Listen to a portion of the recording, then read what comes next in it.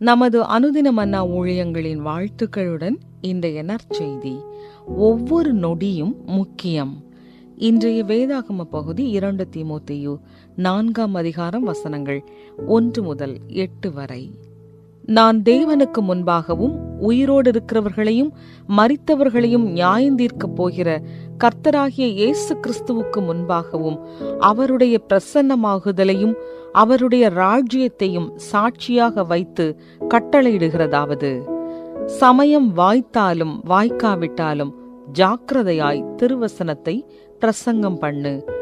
எல்லா நீடிய சாந்தத்தோடும் உபதேசத்தோடும் கண்டனம் பண்ணி கடிந்து கொண்டு புத்தி சொல்லு. ஏனென்றால் அவர்கள் ஆரோக்கியமான உபதேசத்தை பொறுக்க மனதில்லாமல் செவித்தின உள்ளவர்களாகி தங்கள் சுய இச்சைகளுக்கேற்ற போதகர்களை தங்களுக்கு திரளாக சேர்த்து கொண்டு சத்தியத்துக்கு செவியை விலக்கி கட்டுக்கதைகளுக்கு சாய்ந்து போகும் காலம் வரும். நீயோ எல்லாவற்றிலும் மன தெளிவுள்ளவனாயிரு, தீங்கு அனுபவி, சுவிசேஷகனுடைய வேலையைச் செய், உன் ஊழியத்தை நிறைவேற்று. ஏனென்றால் நான் இப்பொழுதே பான பலியாக வார்க்கப்பட்டு போகிறேன். நான் தேகத்தை விட்டு பிரியும் காலம் வந்தது. நல்ல போராட்டத்தை போராடினேன், ஓட்டத்தை முடித்தேன், விசுவாசத்தை காத்து கொண்டேன். இது முதல் நீதியின் கிரீடம் எனக்காக வைக்கப்பட்டிருக்கிறது. நீதியுள்ள நியாயாதிபதியாகிய கர்த்தர் அந்நாளிலே அதை எனக்கு தந்தருளுவார். எனக்கு மாத்திரமல்ல, அவர் பிரசன்னமாகுதலை விரும்பும் யாவருக்கும் அதை தந்தருளுவார். குறிப்பு வசனம்: நீயோ எல்லாவற்றிலும் மன தெளிவுள்ளவனாயிரு, தீங்கு அனுபவி, சுவிசேஷகனுடைய வேலையை செய், உன் ஊழியத்தை நிறைவேற்று. 2 தீமோத்தேயு 4:5. 1912ஆம் ஆண்டு ஏப்ரல் மாதம் டைட்டானிக் கப்பல் ஒரு பனிப்பாறையில் மோதிய போது போதகர் ஜான் ஹார்ப்பர் தனது 6 வயது மகளுக்காக அந்த கப்பலில் குறைந்த எண்ணிக்கையில் இருந்த உயிர்காக்கும் படகுகள் ஒன்றில் ஒரு இடத்தை பெற்று தந்தார்.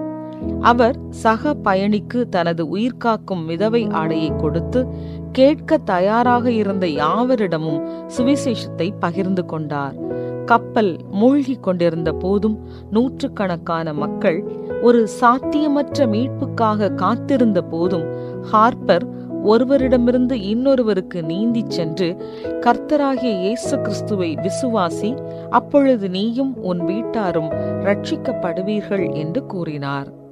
கனடாவின் ஒன்டாரியோவில் டைட்டானிக் கப்பலில் உயிர் பிழைத்தவர்களுக்கான சந்திப்பு கூட்டத்தில் ஒருவர் தன்னை ஜான் ஹார்ப்பரால் கடைசி மனமாற்றம் அடைந்தவர் என்று குறிப்பிட்டார். ஹார்ப்பரின் முதல் அழைப்பை அவர் நிராகரித்தாலும் ஹார்ப்பர் மீண்டும் அவரிடம் வேண்டிக் கொண்ட பின்னர் அவர் கிறிஸ்துவை ஏற்றுக்கொண்டார். ஹார்ப்பர் தனது வாழ்வின் கடைசி தருணங்களை இயேசுவை பகிர்ந்து கொள்வதில் அர்ப்பணித்ததையும் பின்னர் கடும் குளிரால் பாதிக்கப்பட்டு நினைவிழந்து பனி நிறைந்த நீரின் மேற்பரப்பிற்கு கீழே மூழ்கியதையும் அவர் கண்டார். தீமோத்தேயுவிடம் பொறுப்பளிக்கையில் அப்போஸ்தலனாகிய பரிசுத்த பவுல் தன்னலமற்ற சுவிசேஷ பணியில் இதே போன்ற அவசரத்தையும் அர்ப்பணிப்பையும் ஊக்குவிக்கிறார். தேவனின் நிலையான பிரசன்னத்தையும் இயேசுவின் தவிர்க்க முடியாத வருகையையும் உறுதி செய்து பொறுமையுடனும் துல்லியத்துடனும் பிரசங்கிக்க தீமோத்தேயுவுக்கு அறிவுறுத்துகிறார். சிலர் இயேசுவை நிராகரித்தாலும் இளம் பிரசங்கிக்கு கவனம் செலுத்தும்படி அப்போஸ்தலன் நினைவூட்டுகிறார். நம் நாட்கள் குறுகியவை, எனவே ஒவ்வொரு கணமும் முக்கியம். இயேசு ரட்சிக்கிறார் என்று நாம் அறிவிக்கையில் நம்முடைய பிதா பரலோகத்தில் நமக்கான இடத்தை உறுதிப்படுத்தினார் என்பதில் நாம் நிச்சயம் கொள்கிறோம்.